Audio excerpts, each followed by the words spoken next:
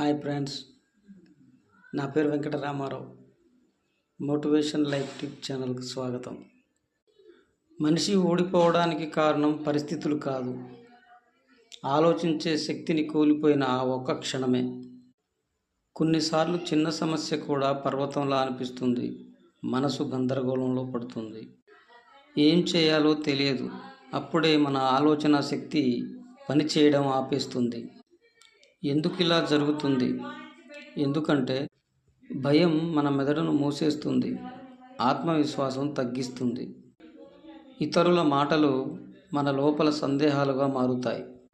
అత్యధిక ఒత్తిడి, గతపు అపజయాలు, భవిష్యత్తుపై భయం, ఈ మూడు కలిస్తే మన ఆలోచన శక్తి బలహీనమవుతుంది.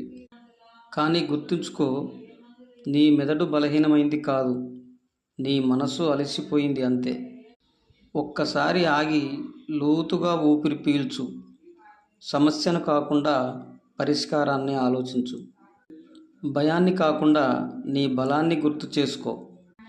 నువ్వు ప్రశాంతంగా ఉన్నప్పుడు నీ ఆలోచన శక్తి తిరిగి వస్తుంది. నీ జీవితం మార్చేది పరిస్థితులు కాదు, నీ ఆలోచన దిశ. కాబట్టి పరిస్థితులు ఎంత కఠినమైనా నీ ఆలోచన శక్తి వదిలిపెట్టకు. ఎందుకంటే ఆలోచించగలిగే మనిషిని ఎవరూ ఓడించలేరు. ఈ వీడియో మీకు నచ్చినట్లయితే లైక్ చేయండి, షేర్ చేయండి, సబ్స్క్రైబ్ చేయండి మరియు బెల్ ఐకాన్ బటన్ను ఆన్ చేయండి. ఈ వీడియో మీద మీ అభిప్రాయాన్ని కామెంట్ రూపంలో తెలియచేయండి.